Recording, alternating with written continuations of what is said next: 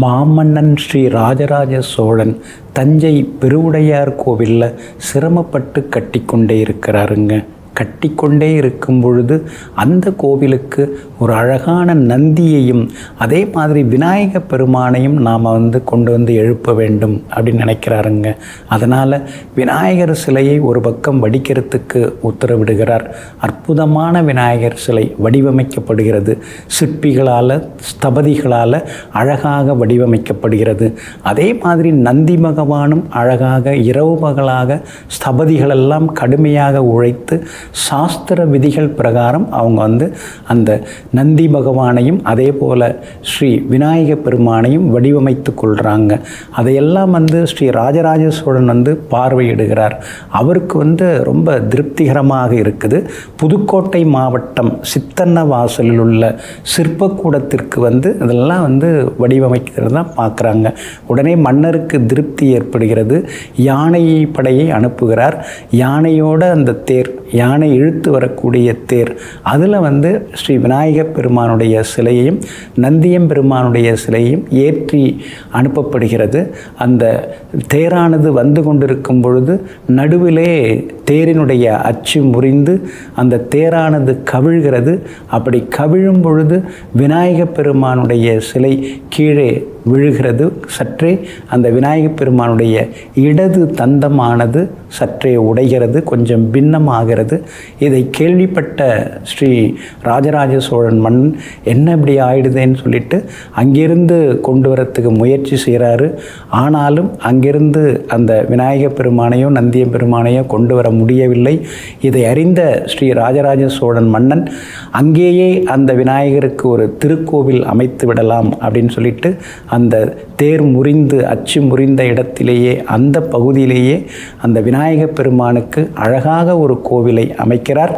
அந்த ஊர் பிள்ளையார்பட்டி அப்படிங்கிற ஊர். இந்த பிள்ளையார்பட்டி அந்த பிள்ளையார்பட்டி கிடையாது, தஞ்சாவூருக்கு பக்கத்தில், தஞ்சாவூர்லேருந்து வல்லம் போகிற வழியில் இந்த பிள்ளையார்பட்டிங்கிற ஒரு சின்ன கிராமம் இருக்குது. அந்த ஊரில் இந்த விநாயகரை பிரதிஷ்டை செய்து இந்த விநாயக பெருமானுக்கு தனியாக ஒரு சிறந்த கோவிலை கட்டுறாங்க. இந்த விநாயக பெருமான் ஒரே சிலையில் வடிவமைக்கப்பட்டவர். அதாவது தமிழகத்திலேயே மிக உயரமான விநாயக பெருமான் எங்கே இருக்கார் அப்படின்னு சொன்னால் இங்கே தான், இந்த ஊரில் தான் இருக்கிறாரு.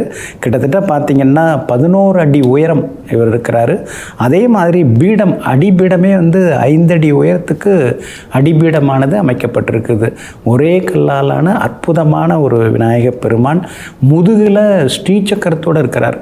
ஸ்ரீசக்கரத்தை பார்த்தாலே நமக்கு மகாலட்சுமி யோகம் உண்டாகும். அதனால் முருகப்பெருமான், அதாவது இங்கே இருக்கிற விநாயக பெருமான் ஸ்ரீசக்கரத்தோடு எழுந்தருளி இருக்கிறார்.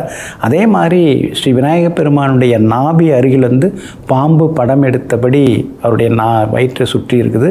உடல் முழுக்க நாகாபரணங்களால் சூழப்பட்ட விநாயக பெருமானாக இங்கே இருக்கிற விநாயக பெருமான் காட்சி கொடுக்குறாருங்க.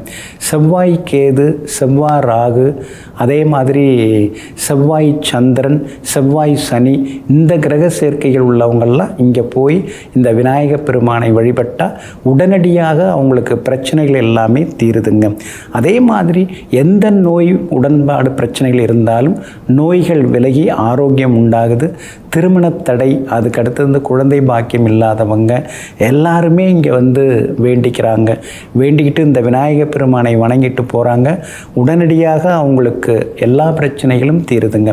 இங்கே இருக்கக்கூடிய விநாயக பெருமானுக்கு ஸ்ரீ ஹரித்ரா விநாயகர் அப்படின்னு இங்கே இருக்கிற விநாயக பெருமானுக்கு பெயர் உண்டுங்க.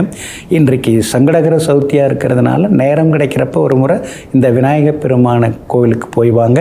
இந்த கோவில் எங்கே இருக்குன்னா அதே போல், அதாவது தஞ்சாவூர்லேருந்து வல்லம் போகும் சாலையில் 7 கிலோமீட்டர் தூரத்தில் பிள்ளையார்பட்டி என்னும் கிராமத்தில் இந்த ஸ்ரீ ஹரித்ரா விநாயகர் எழுந்தருளி இருக்கிறாரு. அங்கே போய் வணங்குங்க. எல்லா பிரச்சனைகளும் தீரும், தோஷங்கள் தீர்ந்து, திருமணத்தடை விலகி, நோய் விலகி, ஆரோக்கியம் சந்தோஷங்கள் நிரம்புங்க. நெஞ்சிற்கினியவர்களே, சங்கடகர சதுர்த்தி நன்னாளாகிய இன்றைய தினத்தில் எல்லாம் வல்ல முழுமுதற் கடவுளாகிய விநாயக பெருமானின் அருள் கடாட்சம் உங்களுக்கு முழுமையாக கிடைக்கட்டும். மீண்டும் நாளை காலை சந்திப்போம். நன்றியுடன் உங்கள் ஜோதிட முனைவர் KP வித்யாதரன். வணக்கம்.